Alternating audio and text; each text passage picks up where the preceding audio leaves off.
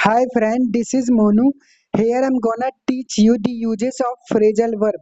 If you will use phrasal verb to communicate with the peoples or your relatives, your speaking will be better. Now let's start. देखिए आप लोगों को पता होगा कि phrasal verb बहुत इम्पोर्टेंट है स्पीकिंग के लिए और if you want to speak fluently if you want to make the people confused so you are requested to use phrasal verb. तो देखिए मैं फ्रेजल वर्ब के बारे में बताऊंगा। देखिए क्या होता है कि मोस्टली स्टूडेंट फ्रेजल वर्ब को यूज नहीं करते हैं और इसी के कारणवश कभी कभी वो कंफ्यूज हो जाते हैं। क्या होता है कि किसी ने फ्रेजल वर्ब यूज किया है ना, अब उसमें क्या करेंगे वो फ्रेजल वर्ब को डायरेक्ट क्या करेंगे उसकी हिंदी निकालने लग जाएंगे तो उस चीज में उनका माइंड कंफ्यूज हो जाता है। जैसे मैंने बोला कि मैं कुछ चीज को समझ नहीं पाया तो मैं बोलूंगा, मैं ऐसे भी बोल सकता हूँ आई कुडंट फिगर आउट। अब वो क्या करेंगे इस चांस में, अब उनको फिगर आउट ये तो पता नहीं, वो क्या करेंगे फिगर की हिंदी निकालेंगे। अरे फिगर का क्या कहते हैं, और आउट को भी हिंदी निकाले, अरे आउट को क्या बोलते हैं। इसी सेंस में जब वो इसकी हिंदी निकालेंगे तो उसी चीज में उनका माइंड पूरा डाइवर्ट हो जाएगा, वो समझ नहीं पाएंगे, है ना। तो फ्रेजल वर्ब उसी के ही बारे में मैंने वीडियो ये बनाई है ताकि आप फ्रेजल वर्ब के बारे में पढ़ें और इसमें मैं आपको बताऊंगा आप किस तरह से इसको यूजेस, इसका किस तरह से आप प्रयोग कर सकते हैं, किस तरह से आप इसका यूज कर सकते हैं। देखिए phrasal verb, focus on separable and non separable phrasal verb. देखिए फ्रेजल वर्ब दो तरह के होते हैं, पहला सेपरेबल फ्रेजल वर्ब, दूसरा non separable phrasal verb. Phrasal verb are either separable और नॉन सेपरेबल। देखिए फ्रेजल वर्ब या तो सेपरेबल होंगे या तो नॉन सेपरेबल होंगे, है ना। Unfortunately there is no rule that will help you to look at the phrasal verb and always know whether it is separable or non separable। देखिए दुर्भाग्य से कोई रूल नहीं बनाया गया है जो आपको देख के पता चल जाएगा फ्रेजल वर्ब को आपने देख लिया ये तो सेपरेबल है, अरे नहीं ये तो नॉन सेपरेबल है ना। कोई रूल नहीं बताया गया है। देखिए पहला इसमें लिखा है सेपरेबल फ्रेजल वर्ब, तो मैं आपको बता दूं सेपरेबल फ्रेजल वर्ब उसको कहते हैं जो ऑब्जेक्ट के द्वारा सेपरेट कर दिया जाता है, मतलब कि उसको अलग कर दिया जाता है। लिखाना है साफ तौर पे, separable phrasal verb can be separated by there object when the object is a noun. जब ऑब्जेक्ट नाउन होगा, है ना, जब ऑब्जेक्ट नाउन होगा तो सेपरेबल फ्रेजल वर्ब को सेपरेट कर दिया जाएगा ऑब्जेक्ट के द्वारा। It is usually entirely optional, ये ऑप्शनल रहता है, पूरी तरह से ऑप्शनल है ये आमतौर से। whether the object is placed between the verb and the particle or placed after the particle, both sentence below are correct। देखिए इन्होंने साफ तौर से बोल दिया कि सेपरेबल फ्रेजल वर्ब, वो सेपरेबल फ्रेजल वर्ब उसको बोलते हैं जिसमें ऑब्जेक्ट उसके खुद के ऑब्जेक्ट के द्वारा उसको सेपरेट कर सकते हैं, मतलब उसको वर्ब के बाद भी रख सकते हैं और वर्ब से पहले भी रख सकते हैं, ये आपका सेपरेबल हो गया। जैसे इसमें लिखा है I took my shoes off, I took my shoes off. Sir shoes क्या है, शूज आपका नाउन हो गया, है ना, तो शूज आपका क्या हो गया सर, नाउन हो गया। तो आई टुक माई शूज ऑफ ऐसे भी बोल दोगे, इसका सेंस भी सही रहेगा, आई टुक ऑफ माई शूज, ये भी आपका सही रहेगा। तो इस सेपरेबल फ्रेजल वर्ब होता है, मतलब नाउन दिखेगा आपको, नाउन दिखेगा तो आप आई टुक ऑफ माई शूज ऐसे भी कर सकते हो या ऐसे भी कर सकते हो, आई टुक ऑफ माई शूज, मतलब टुक ऑफ मतलब होता है उतारना, मतलब मैंने अपने जूते उतार दिए हैं, आई टुक माई शूज ऑफ या आई टुक ऑफ माई शूज, ये दोनों सेंटेंस करेक्ट, मतलब दोनों सेंटेंस आपके करेक्ट है। उसके बाद है however when a pronoun is used instead of a noun, the pronoun must be placed between the verb and the particle। देखिए अब देखिए इसको सुनो, अब इसने क्या बोला, इस सेंटेंस को पढ़ो, इसमें लिखा है I took them off, I took off them. I took them off को इन्होंने राइट कर रखा है और आई टुक ऑफ डैम को इन्होंने इनकरेक्ट कर रखा है। इट मीन्स देखो इसका सेंस हो गया, देखो पहले हमने क्या लिया था, I took my shoes off, I took my shoes off ये लिया था ना। अब मैं क्या करता हूँ, मैं माई शूज को हटा के मैं इसमें डायरेक्ट ऑब्जेक्ट ले लेता हूँ। डायरेक्ट ऑब्जेक्ट आपने पढ़ा होगा ना, दो तरह के ऑब्जेक्ट होते हैं, डायरेक्ट और इनडायरेक्ट। तो माई शूज की जगह मैंने डैम ले लिया, तो इसमें मैंने जब डैम लिया ना तो ये ऐसा बन गया आई टुक डैम ऑफ, लेकिन यहाँ पे नाउन था तो मैं इसको आई टुक माई शूज ऑफ, मतलब इसको मैं वर्ब के बाद भी लिख दिया या इसमें इसको ऑफ के बाद भी लिख दिया, आई टुक माई शूज, मतलब सेंटेंस मेरा कर, लेकिन प्रोनाउन में मतलब कि प्रोनाउन में ऐसा नहीं है, आपने ऑफ लिखा है तो आई टुक डैम ऑफ करना है, ऐसा नहीं करना आई टुक ऑफ डैम मतलब ऑफ के बाद डैम लगा दो, ये गलत हो जाएगा, है ना। तो ये चीजें ध्यान रखना। But in one type of sentence separable phrasal verb must be separated when the phrasal verb has to object. अब इन्होंने क्या बता दिया, इन्होंने साफ तौर पे बोल दिया कि सेपरेबल इन सेंटेंसों में आप देख सकते हो कि सेपरेबल फ्रेजल वर्ब सेपरेटेड किए जाने मतलब सेपरेटेड हो जाने चाहिए ना, सेपरेट आपको करना है उसको। जब फ्रेजल वर्ब के बाद दो ऑब्जेक्ट आ जाते हैं, देखो पहले मैं लिखा सी पुट अ ब्लैंकेट ऑन, ये भी सही है ना। See put on a blanket, ये भी सही है ना। ठीक है, नीचे वाले में देखो तो दो ऑब्जेक्ट आ गया, see put a blanket on the bed, है ना। See put on a blanket a bed तो गलत हो गया, है ना। तो दो ऑब्जेक्ट आ जाएगा, जहाँ पे अगर आपको दो ऑब्जेक्ट दिख जाएगा फ्रेजल वर्ब में, तब तो आप उसको सेपरेट कर देना, इस तरह से करना। See put a blanket on the bed, see put, दो ऑब्जेक्ट आएगा तब, है ना। एक ऑब्जेक्ट आ रहा है, जैसे यहाँ पे तो ऑब्जेक्ट आ रहा था, कौन सा आ रहा था, डायरेक्ट आ रहा था, तब डायरेक्ट में तो आप इसको ऐसे, डायरेक्ट में तो आप वर्ब के बाद ही लगाओगे, डैम हो गया, अस हो गया, है ना, हिम हो गया, हर हो गया, तो इसके डायरेक्ट के बाद ही लगाओ, डायरेक्ट ऑब्जेक्ट के बाद, है ना। लेकिन अगर दो ऑब्जेक्ट आते हैं तब आपको सेपरेटेड कर देना है, सी पुटा ब्लैंकेट ऑन द बेड, है ना। तो उसने क्या करा, सी पुटा ब्लैंकेट ऑन द बेड, मतलब उन्होंने क्या करा, बेड पर एक जो ब्लैंकेट है उसको रख दिया। अब देखिए नॉन सेपरेबल फ्रेजल वर्ब को पढ़ते हैं। Non separable phrasal verb can not be separated by there object. अरे सर जी पता चल गया, नॉन सेपरेबल फ्रेजल वर्ब जो होता है उसको सेपरेट नहीं किया जा सकता है ऑब्जेक्ट के द्वारा ही। रेन इनटू अ ट्री, ये रेन नहीं है, अब ऐसा नहीं है कि रेन आप सोच रहे हो भागा होगा ट्री के पास, ये लो आ रहा हूँ ट्री वहीं पे खड़े रहना, आ रहा हूँ मैं, ऐसा नहीं है। रेन इनटू होता है, आपने फ्रेजल वर्ब को आपको नहीं पता हो तो याद रखना, रेन इनटू होता है टकराना, किसी चीज में टकराना। तो उन्होंने क्या करा, ही रेन इनटू अ ट्री, वे एक ट्री से टकरा गए, है ना, ही रेन इनटू अ ट्री। लेकिन नॉन सेपरेबल में आप ऐसे नहीं कर सकते, ही रेन अ ट्री इनटू, भाई तो ऐसी तगड़ी इंग्लिश बोलोगे तो अमेरिकन भी कंफ्यूज हो जाएंगे, ऐसे कंफ्यूज नहीं करना है ना। थ्रो आउट दिस बुक, इस पूरी किताब से क्या क्या मिलेगा, phrasal verb that can be separated have three dots. क्या बताया कि जो फ्रेजल वर्ब है जो सेपरेटेड किए जा सकते हैं उसमें आपको तीन डॉट मिलेगा, ठीक है, between the verb and the particle, ठीक है, ध्यान देंगे। चलिए अब आ गया हमारा फ्रेजल वर्ब। तो चलिए मैं आपको इस वीडियो में 10 फ्रेजल वर्ब बताऊंगा, ये वीडियो थोड़ा लेंदी भी हो सकता है, कृपया इसको पूरा देखिए तभी आपको समझ में आएगा। तो फ्रेजल वर्ब आप हर दिन 10-10 फ्रेजल वर्ब याद करोगे तो आपके लिए भी सही रहेगा, आप उसको यूज भी कर सकते हो। देखो मेरे को आपको पता होगा कि बहुत आपने भी कभी कभी फील किया होगा कि आप जब याद करने बैठे हो तो आप भूल जाते हो। देखो याद करना है तो आपको क्या करना होगा, रिपीटेशन करना पड़ेगा। याद करने की बेस्ट ट्रिक है रिपीटेशन। आप किसी वर्ड को बार बार रिपीट करोगे ना तो वो आपको याद ही हो जाएगा, है ना। तो वर्डों को रिपीट करो, बचपन में देखा, बट आपको पता है जब हम किड थे, जब हम बच्चे थे, तो जब एग्जाम आता था तो हम कैसे याद करते थे, हम कोई वर्ड मीनिंग याद करते थे तो उस वर्ड मीनिंग को बार बार दोहराते थे ना, है ना। जैसे काऊ मने गाय, डॉग मने कुत्ता, इस तरह से हम क्या बोलते थे, काऊ मने गाय, काऊ मने गाय, है ना। या गो मने आना, गो मने जाना, गो मने जाना, कब मने आना, कब मने आना, ऐसे ऐसे करके याद करते ना। ना सेम आपको अभी भी करना पड़ेगा। चलिए देखिए इसमें जो लिखा है, पहला हमारा फ्रेजल वर्ब है कम फ्रॉम। कम फ्रॉम होता है किसी चीज से आना, चलिए पढ़ लेते हैं। When you come from a place you were born there or lived there previously. When you come from a family or a social situation you past, your past experience helps to explain your present attitude and behaviour. देखिए इन्होंने क्या बोला, जब आप ऐसी जगह से आते हो जहां आपका जन्म हुआ था, है ना, या जहां आप पहले से भी रहते थे, है ना। अब इन्होंने बता दिया कि कम फ्रॉम का यूज करो जब आप किसी फैमिली से आते हो या कोई एक सोशल सिचुएशन से आते हो, है ना, वो आपका क्या हो गया, कम फ्रॉम हो गया। तो चलिए इसमें जैसे लिखा है my comes from Alex, my comes from, ये जो लिखा है ना, अभी मैं इसको पढ़ता हूँ। My my comes from Alaska. Alaska. So he is used to cold weather. देखिए माइक जो है, जो माइक है वो कहाँ से आता है सर, माइक कहाँ से आता है, जो ये माइक जी है वो अलास्का से आते हैं, किससे आते हैं, अलास्का से आते हैं। सो इसीलिए he is use to cold weather, और उनका किसका शौकीन है, उनको मतलब एक ठंडे वेदर का वो शौकीन है ना।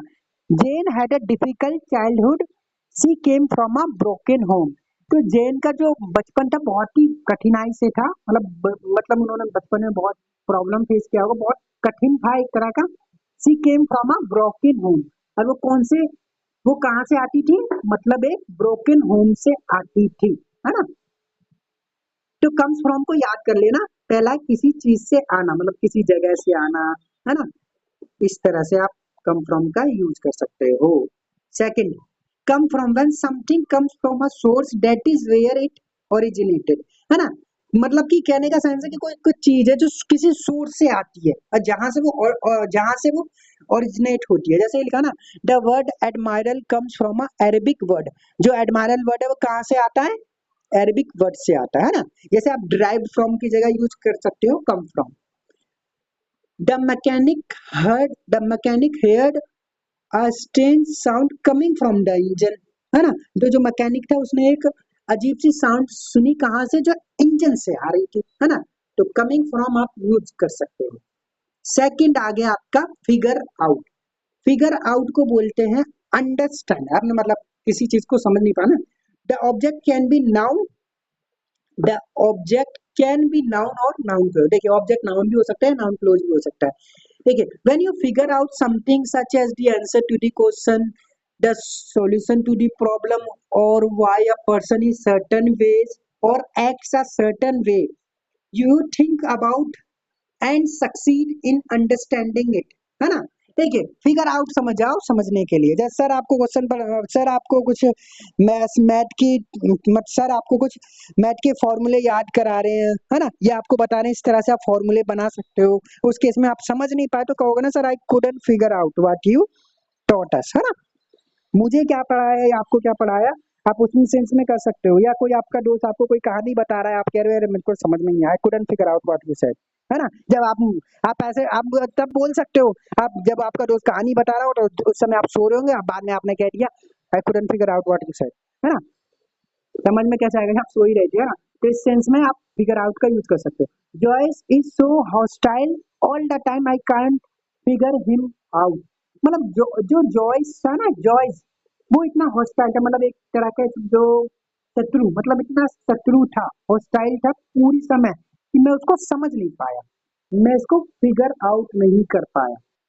वैसे बेचारे ये जॉय जो है हमेशा हॉस्टाइल ही रहते हैं पूरे समय, तो मैं उसको समझ ही नहीं सका, मतलब आई कांट फिगर हिम आउट, मतलब मैं समझ ही नहीं सकता कि वो इतना हॉस्टाइल रहता है पूरे समय, है ना। दूसरा sentence, I looked everywhere for my keys but I couldn't figure out where I put them. देखो मैंने अपनी जो की थी उसको हर जगह ढूंढा, है ना, हर जगह ढूंढा, लेकिन मुझे पता ही नहीं चला कि मैंने उसको कहाँ रख दिया, मतलब मुझे समझ में ही नहीं आया कि मैंने उसको कहाँ रख दिया। तो फिगर आउट आप यूज कर सकते हो, है ना। Give back, when you return something to someone you give it back, है ना। गिव बैक आप जब आप किसी को चीज देते हो, मतलब किसी सपोज करो आपके दोस्त ने आपसे पेन ले लिया, है ना, अब वो आपको वो पेन वापस करा, तो गिव बैक के लिए कह सकते हो। When you return something to someone you give it back. Can I use your pen, क्या मैं आपका पेन यूज कर सकता हूँ। I will give it back after the test, और मैं आपको टेस्ट के बाद दे दूंगा। आपके, मैं आपने भी देखा होंगे, आपके बहुत से दोस्त हैं बेचारे पेन ले लेते हैं, कहते हैं कि पेपर के बाद दे दूंगा, बाद में कुछ कुछ लोग, मतलब कुछ कुछ दोस्त होते हैं वो पेन तो देते ही नहीं है, बाद में कहते तेरा पेन ही खराब था। चलिए next, Timmy gave that toy back to your sister right now. मम्मी ने बोला टिमी ये जो टॉय है उसको वापस दो अपनी सिस्टर को, राइट नाउ अभी दो, है ना। तो गिव बैक आप किस सेंस में यूज कर सकते हो, जब आप किसी से कोई चीज ले लेते हो उसको वापस करते हो तो गिव बैक के लिए यूज कर सकते हो। लेकिन हमारे फ्रेंड कुछ कुछ हैं, वो गिव बैक का तो गलत प्रयोग कर देते हैं, हमसे कुछ चीज ले लेंगे लेकिन गिव बैक तो करेंगे ही नहीं। Look for, when you look for things or people you try to find them। i I looked for you at the party, I didn't see you। मतलब क्या, लुक फॉर किसी चीज को ढूंढना, आपको भी पता होगा जैसे क्या होता है कि ग्रेजुएशन के बाद बहुत से कैंडिडेट क्या करते हैं, जॉब को लुक फॉर करते हैं, मतलब जॉब की तलाश करते हैं। तो लुक फॉर किसी चीज को ढूंढना, लुक फॉर तलाश करना, है ना। तो I look for you at the party but I didn't see you, मैंने मतलब आपको पार्टी में देखा, मतलब खोजा, बट मैंने तुम्हें देखा नहीं, तुम मुझे मिले नहीं, है ना। Excuse me can you help me, I am looking for 303 main ST, है ना। तो एक्सक्यूज मी, आप मुझे मेरी सहायता कर सकते हो? मैं ये 303 मेन एसटी ढूंढ रहा हूँ, है ना? लुक फॉर किसी चीज को ढूंढना, है ना? आप ऐसे भी कर सकते हो यार, इफ यू यार अगर तू अच्छी जॉब ढूंढ रहा है तो मैं तेरी मदद कर सकता हूँ, है ना? If you are looking for a good job I can help you, है ना? तो इस सेंस में आप यूज कर सकते हो look for. Put on, put on के यूजेस, पुट ऑन को बहुत ज्यादा इंपॉर्टेंट है। पुट ऑन से ही आपके बहुत सारे फ्रेजल वर्ब, मतलब बहुत सारे फ्रेजल वर्ब आ जाएंगे। इसी की मतलब इसकी मीनिंग बहुत सारी है। चलो पुट ऑन का पहला पढ़ते हैं। Put on, when you place something on or apply something to your body, you put it on. देखिए, जब आप क्या करते हो, कोई चीज को रखते हो, है ना, किसी चीज के ऊपर, है ना, और अप्लाई करते हो, कोई कुछ चीज अपनी बॉडी में अप्लाई करते हो, तो उसके लिए आप पुट ऑन यूज कर सकते हो। जैसे I put on my new dress before going to the party, है ना, मैंने अपनी नई ड्रेस पहली पार्टी से जाने से पहले, है ना। Eric forget to put suntan suntan lotion on and now he is as red as a lobster, है ना। तो एरिक क्या हो गया बेचारा, वो भूल गया लोशन को लगाना, है ना। अप्लाई भी आपने सुना होगा ना, इसी की तरह से पुट ऑन भी यूज कर सकते हो। तो बेचारे एरिक जी थे, वो भूल गए लोशन लगाना। और नाउ, अब उनको देख के ऐसा लग रहा है वो कितने एक लॉबस्टर की तरह ही पूरे रेड हो चुके हैं। तो पुट ऑन का पहला यूज क्या है आपका, किसी चीज को याद रखना कि मतलब कोई भी चीज, कपड़े पहनना, मतलब पहनने के सेंस में पुट ऑन, और दूसरा किसी चीज के अपने बॉडी पे कोई भी अप्लाई करते हैं ना, कोई लोशन वोशन, उसके लिए पुट ऑन। और दूसरा, when you place something or when you place something on or apply something to another surface you put it on, है ना। जब आप कोई चीज रखते हो और, है ना, किसी सरफेस के ऊपर, है ना, तो उसके लिए आप पुट ऑन यूज करते हो। I put the book on the table, अरे मैंने जो अपनी किताब है वो टेबल पर रख दी है ना, तो उसके लिए आप पुट कर सकते हो। Jerry put too much fertiliser on his lawn and now he has to cut it twice a week. अरे जेरी ने जो है ना, लॉन में क्या करा, बहुत सारा फर्टिलाइजर लगा दिया है ना। अब क्या करना है, अब उसको क्या करना है, हफ्ते में 2 बार उसे काटना पड़ता है। तो यहाँ पे पुट ऑन रखने के सेंस में भी यूज किया है, यहाँ पे पुट ऑन रखने के सेंस में भी यूज किया गया।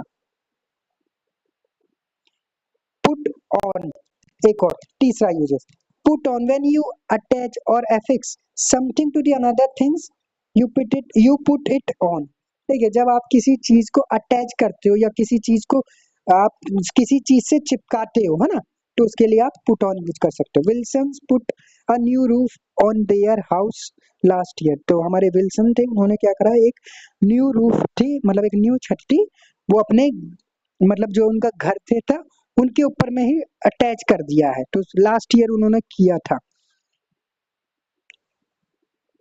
I told the tailor to red to sorry I told the tailor to put red button on the dress he is making for। तो हमने बेचारे टेलर, उन्होंने क्या करा, मैंने टेलर से बोला कि ये जो रेड बटन है वो मेरे ड्रेस में अटैच कर देना, यानी कि लगा देना। तो पुट ऑन अटैच करने के सेंस में भी होता है, जो आप बना रहे हो उसको, आप उसको, मतलब जो आप मेरी ड्रेस बना रहे हो उसमें एक रेड बटन को पुट कर देना। तो पहला यूजेस क्या है सर, पहला यूजेस हमने किसमें पढ़ा था, पुट ऑन का पहला यूजेस था कपड़े पहनना, है ना, किसी चीज को पहनना, मतलब कपड़े पहनना, है ना, उसके उसके लिए पहनने के सेंस में। दूसरा क्या है आपका, कोई चीज आप किसी चीज को रख देते हो, मतलब किसी सरफेस के ऊपर रख देना कोई थिंग्स को, है ना। तीसरा क्या है, किसी चीज से अटैच करना। चौथा पुट ऑन, अरे वेट बढ़ाना। When you put on weight you gain weight, जब आप अपना वेट बढ़ाओगे तो उसके सेंस में आप यूज कर सकते हो। डिड यू सी माइक, क्या आपने माइक को देखा है, ही इज यहाँ पे ही हैज वाला सेंस है। He is put on so much weight that I couldn't recognise him, है ना। तो उसने बहुत वेट बढ़ा लिया। पुट ऑन यहाँ पे वेट बढ़ाने के सेंस में, बहुत वेट बढ़ा लिया है, मैं तो उसको रिकॉग्नाइज भी नहीं कर पाया, पहचान भी नहीं पाया, है ना। I need to go on a diet. I have been putting on a lot of weight lately. अरे मतलब मुझे डाइट पर जाना चाहिए, मतलब मुझे डाइट पे जाने की जरूरत है, क्योंकि मैं हाल ही में इन दिनों बहुत ही अपना जो वेट है उसको बढ़ाता आ रहा हूँ, है ना। पुट ऑन वेट बढ़ाने के लिए भी होता है। Put on when you organize or perform something for other entertainments such as a play or a concert you put it on। जब आप क्या होते हो, जब आप कोई खेल या कोई कंसर्ट को ऑर्गेनाइज करते हो, है ना, आयोजित करते हो, आयोजित किसके लिए, लोगों के एंटरटेनमेंट के लिए करते हो, तब आप पुट ऑन यूज कर सकते हो। जैसे पहला सेंटेंस देख लिखा ना, देखो लिखा भी यहाँ पे, put on the club put on a show to raise money for the party. देखो जो क्लब था ना, उन्होंने क्या करा, एक शो को आयोजित किया। पुट ऑन को समझ जाओ, एक आयोजित के सेंस में यूज कर, ऑर्गेनाइज की जगह आयोजित, ऑर्गेनाइज की जगह पुट ऑन यूज करो। The club put on a show to raise money for the party. तो जो पैसे को जुटाने के लिए जो क्लब ने जो है उन्होंने एक एक जो शो है उसको क्या किया, उन्होंने ऑर्गेनाइज किया। किस चीज के लिए, पैसे को जुटाने के लिए, पार्टी के लिए, है ना। That opera hasn't been put on in more than 200 years।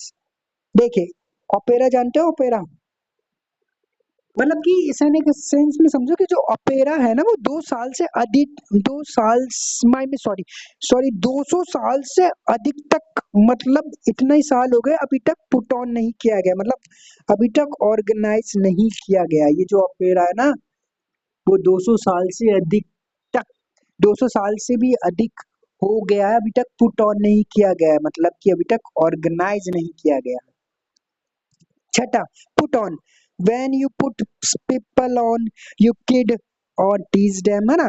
मतलब एक समझो कोई आपको परेशान कर रहा है तो पुट ऑन की जगह भी यूज कर सकते हो, वैक्स की जगह या टीज की जगह, या एक धोखा देने के सेंस में भी पुट को यूज कर सकते हो। देखो, you won the lottery you are putting me on, मतलब अरे तुम तो लॉटरी जीत गए हो, you are putting me on, तुम मुझे पागल बना रहे हो ना, एक पागल बनाने के सेंस में, तो you are putting me on उसके लिए भी सेंस यूज कर सकते हो। Don't put me on, let me the truth, पर मुझे पागल मत बनाओ यार, सच बताओ, टेल मी द ट्रूथ, है ना। तो पुट ऑन एक किस सेंस में भी यूज कर सकते हो, जब आपको कोई पागल बना रहा है या कोई आपको तंग कर रहा है ना, या धोखा दे रहा है, ऐसे भी बोल सकते हो। जैसे यहाँ धोखा ही तो दे रहे हैं, अब तुमने बोला कि लॉटरी की टिकट जीत गई है, अब वो कह रहे हैं यार पागल मत बना, मैंने कभी लॉटरी लॉटरी का मैंने कभी भरा ही नहीं है, तुम कह रहे हो लॉटरी की टिकट जीत गया, है ना।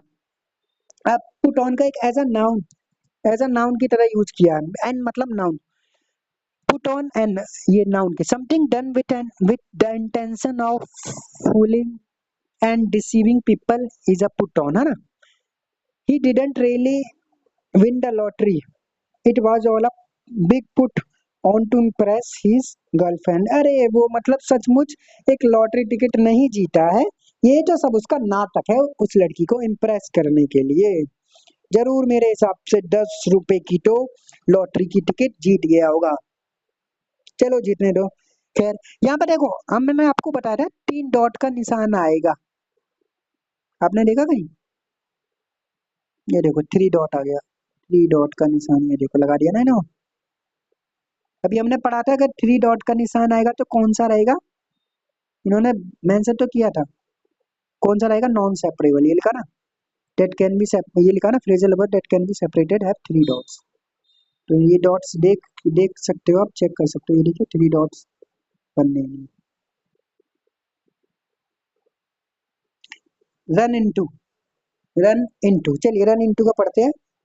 रन इनटू का, run into when you are driving and hit another vehicle or something near the road such as a tree, a telephone pole you run into it। मतलब कि रन इनटू एक तरह के sense समझे ना, टकराने के ही सेंस में, जो भी हमने पहले जो हमने सेंटेंस पढ़ा था ना इससे पहले, वो रन इनटू उसी का ही था। तो क्या हो रहा है, जब आप ड्राइव कर रहे हो और हिट करते हो, आपकी गाड़ी है, अब हिट करते हो अनदर व्हीकल से, है ना, या देखो इन्होंने क्या, व्हेन यू आर ड्राइविंग, है ना, और हिट अनदर व्हीकल, या आप ड्राइव कर रहे हो, या उसके बाद ड्राइव होने के बाद क्या हो, गलती से आपने हिट कर दिया अनदर व्हीकल या समथिंग, या कुछ और चीज जो रोड के पास में है, तो उसके लिए आप जैसे कि सच एज ट्री हो गया, आप ट्री में टकरा गए, या टेलीफोन पोल में टकरा गए, है ना, तो उसके लिए आप रन इनटू का यूज कर सकते हो। Ali was driving too fast and he ran into a telephone pole. तो जो अली था बेचारा, जो ड्राइविंग जो बहुत फास्ट कर रहा था और वो टेलीफोन पोल से टकरा गया। I was I was run into bye a drunk driver, है ना, रन इनटू। तो क्या हुआ कि मेरे को क्या है मतलब एक जो ड्रंक ड्राइवर, जो एक मतलब उन्होंने पी रखी थी, जो ड्राइवर था, है ना, ये ड्रंक ड्राइवर पी, जो उसने पी रखी होगी उसके बारे में बता रहे हैं, ड्रंक ड्राइवर। वो बोलते हैं ना शराबी, वही वही वही वही उसी को शराबी बोलते हैं ना। तो ड्रंक शराबी था, उस शराबी की वजह से वो मतलब एक शराबी ने मेरे को टक्कर मार दी, रन रन इनटू कर दिया, है ना, मुझको टक्कर मार दी। तो वही है रन इनटू, टक्कर मारने के सेंस में। दूसरा रन इनटू का दूसरा है uses, when you meet someone unexpectedly और अनइंटेंशनली, है ना, you run into them, bump into is the same as run into. तो क्या बताया था, जब आप किसी से मिलते हो अनएक्सपेक्टेडली, आपने आशा भी नहीं की थी, मतलब मिल गए, अनइंटेंशनली, मिलना नहीं चाहते, अचानक, मतलब आप मिल गए अचानक से, है ना, तो उसके लिए आप यूज कर सकते हो run into. We run into Karen and her new boyfriend at supermarket yesterday. तो हम क्या कहें, कैरन और उसके नए बॉयफ्रेंड से मिले, कहाँ पर, कल मिले थे सुपरमार्केट में। तो रन इनटू, आप यहाँ पे जो रन इनटू है ना, वो आपका दूसरा यूजेस क्या है, पहला रन इनटू किसी चीज में टकरा जाना, दूसरा आपका किसी से आप अनएक्सपेक्टेडली मिल जाते हो, है ना, आपने आपने इच्छा भी नहीं, संभावना भी नहीं थी आपको, बस अचानक मिल गए, है ना। I owe Frank $300, so I hope I don't run into him. अरे मुझे फ्रैंक को मतलब $300 देने थे, इसलिए मैं आशा करता हूँ कि वो मुझे मिले ही ना, है ना। वह होते हैं ना दोस्त, पैसे ले लेते हैं, बाद में वो कहते हैं यार आशा कर, भगवान से कृपा कर रहा हूँ, बड़ा भगवान से आशीर्वाद मांग रहा हूँ, मेरा दोस्त मुझे ना मिले, भगवान ने मुझे आशीर्वाद दे दिया, नहीं मिलेगा, जाओ और लेके आओ उसे उधार। ऐसा ऐसे कोई कोई दोस्त करते हैं, कुछ ही करते हैं। चलिए तीसरा, तीसरा है आपका run into, when you unexpectedly encounter difficulties or problem you run into them। वही है, इसका तीसरा यूजेस ये होता है, जब आप कोई डिफिकल्टीज, कोई प्रॉब्लम को फेस करते हो ना अनएक्सपेक्टेडली, अचानक से, तो उसके लिए भी आप यूज कर सकते हो ना। जैसे इसमें लिखा है कि I thought it would be easy to fix my car but I have been running into problem. मुझे लगा, मैंने सोचा कि ये बहुत आसान होगा कार को फिक्स करना, लेकिन मैं तो इस प्रॉब्लम से फेस करता आ रहा हूँ, इस प्रॉब्लम को फेस करता आ रहा हूँ। जेनिके ran into one problem after another at work today। तो जेनिक थे बेचारे, उन्होंने क्या होगा इसको, जेनिस, सॉरी वो जेनिस थे बेचारे, उनको एक प्रॉब्लम को उन्होंने एक के बाद एक प्रॉब्लम को फेस किया, कहाँ पर, अपने वर्क पर, है ना, जो अपने काम पर थे आज। तो रन इनटू का ही मैं आपको यहीं तक ही बता दे रहा हूँ, उसके बाद में आपको नेक्स्ट वीडियो में डिस्कस करूंगा, क्योंकि वीडियो बहुत लॉन्ग हो जाएगा। आप मुझे बताना वीडियो कैसी लगी है, बस आपको ये 4 यूजेस बता देता हूँ run into. When you when the total of something grows to a large amount or number, it runs into that amount और नंबर। यही है कि ये कह रहे हैं कि जब आप कुछ चीज होती है, कोई नंबर होता है ना, उसका वो ग्रो हो जाता है, किसी लार्ज अमाउंट में हो जाता है, ये लिखा ना लार्ज अमाउंट, तो उसके लिए भी आप रन इनटू कर सकते हो, है ना। जैसे क्या लिखा लास्ट में, देखो ये भी लिखा था, number of starving people in the country run into million, है ना, जो बेचारे भूखे लोग थे उनकी जनसंख्या थी, वो जो उनकी जनसंख्या थी देश में, वो कैसी हो गई है, बढ़ गई है ना, रन इनटू हो गई है, बढ़ गई है। तो उसके सेंस में भी यूज कर सकते हो। ये भी देख सकते हो, यहाँ पे भी लिखा if you fixed everything on that old car that needs fixing it would run into $1000। अरे यार फिक्स करवाओगे तो यार इतना तक तो $1000 तक तो लग ही जाएंगे, इतने तक बन जाएगा, मतलब अमाउंट क्या होगा, वो लार्ज तक आ जाएगा, तो उसके लिए भी यूज कर सकते हैं। तो आप बताना आपको मेरी वीडियो कैसी लगी, है ना, और मुझे बताना अगर आपको मेरी वीडियो अच्छी लगी तो मेरे चैनल को सब्सक्राइब कर देना।